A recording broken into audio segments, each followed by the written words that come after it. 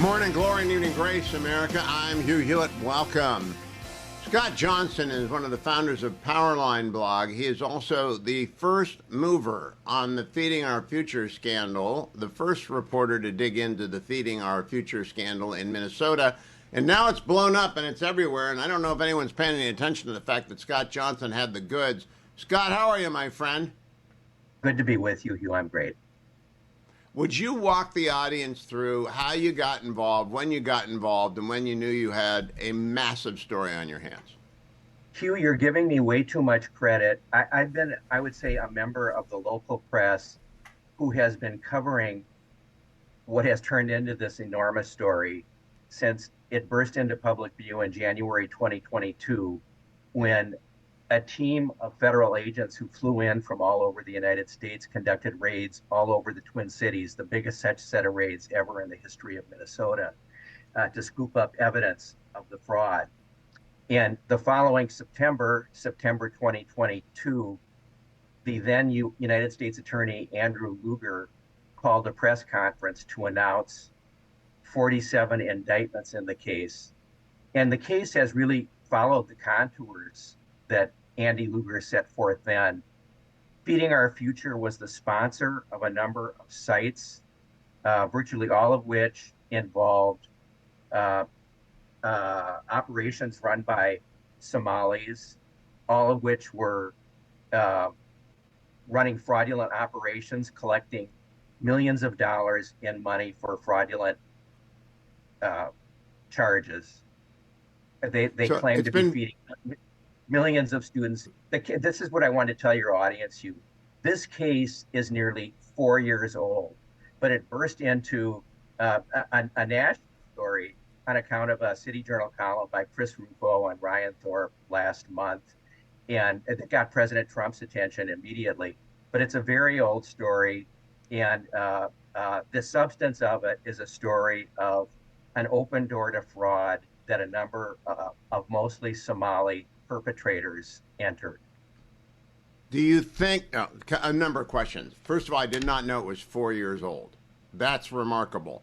Have there been any follow-on indictments beyond the first round of indictments?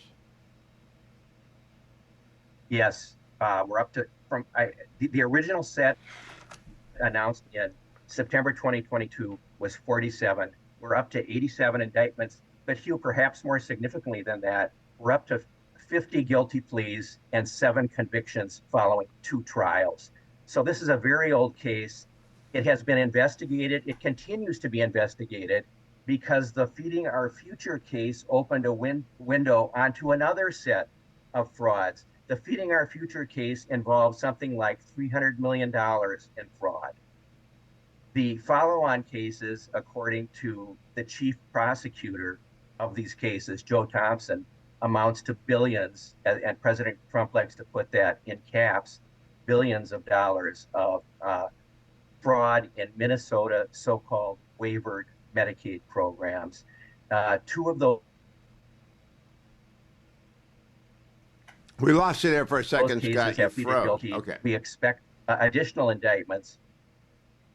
I'm not sure where I froze, but we expect additional indictments in these Medicaid fraud cases that Chief Prosecutor Joe Thompson says will amount to billions, in caps, as President Trump likes to put it, billions of dollars.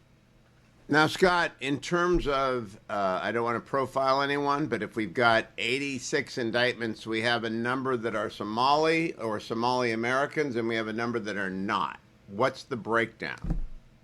Well, there's one white woman who ran the Feeding Our Future sponsor. There are, I think, 80 Somalis among the perpetrators. I think the breakdown is about 90% Somali. The non-Somali perpetrators are mostly Ethiopian. So it's really a story of immigrant fraud. And Amy Bach, who was the ringleader, was tried in the second of these cases that went to trial. She's the person who ran Feeding Our Future. And what she saw is if she could collect all these willing fraudsters among the Somali community, she could cry racism when anyone began to ask questions. And that's what kept her going for a couple of years. So, what would they apply for, and what would they get under false pretenses? Uh, this was the program that was loosened in the COVID era to feed students, primary and high school students, during the COVID era. So they loosened the regulations to allow just about anyone to serve meals to needy students. And as a result, everyone and his mother, whom Amy Bach recruited, accepted the invitation to commit fraud. And she opened the barn door and the money just flowed out. Uh, the political story is a story of political corruption, among Tim Walz and Keith Ellison, who just kept the door open. Uh, Amy Bach was very effective in keeping things going so long as she could cry racism and scare off her Democratic friends. Now, I heard Governor Walz explain that when you have a generous state, it attracts criminals. I had I thought that was a rather extraordinary excuse for what is systemic corruption. It looks to me like it's just a poorly run state that criminals who are everywhere decide to take advantage of. In terms of scale, California had a vast unemployment benefits scam, billions and billions of dollars in unemployment benefits to prisoners because of COVID. Do you think this one, in terms of pro rata or pro person fraud, is greater in Minnesota? Is this the biggest scam? The United States attorney who charged these cases was Andy Lugar. And on his way out of office, he sat down for a television interview in which he said that Minnesota has the country's biggest fraud problem. And I would cite, he is a very knowledgeable guy. I would rely on his estimation of what's going on here.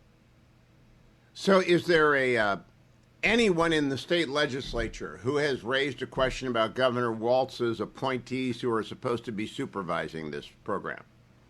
That's certainly been the case among several Republican legislators. And Governor Walz he's running for a third term in office next year. He's announced that he's going to seek a Rooseveltian third term because he's just that great.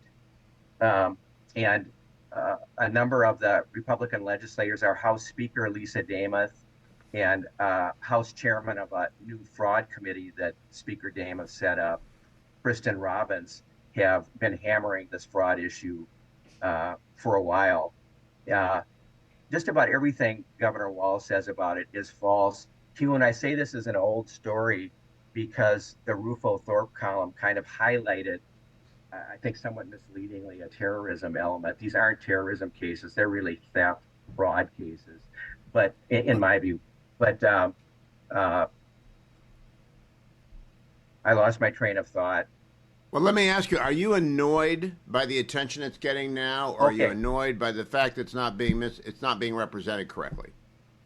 Hugh, it's had a destructive effect on the people who are doing the work to investigate and prosecute these cases. For this reason, everyone and his mother is demanding that the authorities here conduct an investigation.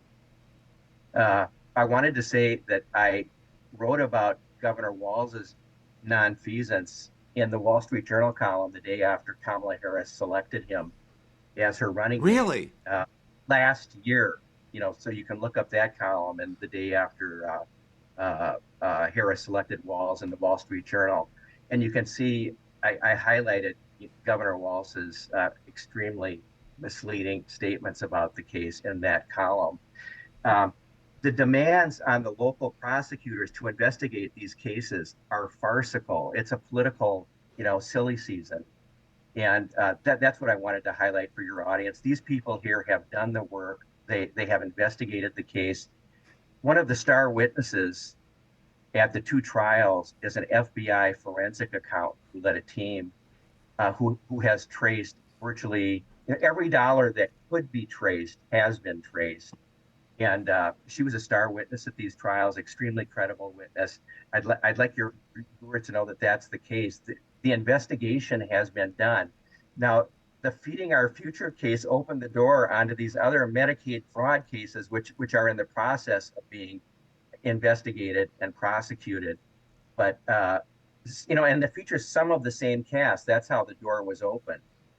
Some of the same Do you cast. have confidence in your local prosecutors? We got less than a minute, Scott. Do you have confidence in the people who are prosecuting these cases? The chief prosecutor of the Feeding Our Future and related cases is Joe Thompson. He's one of the best trial attorneys I've ever seen. He is outstanding, and he has been extremely accessible to the local press. We'll keep coming back to Scott Johnson. I had no idea it was 4 years old, but Scott's the guy who, along with John Hinderaker, broke the Dan Rather case wide open years ago, and he's doing it again. He's been doing it for 4 years, and he's been following it closely for 2. We'll keep going back to Scott. Thank you, Scott Johnson. Stay tuned, America.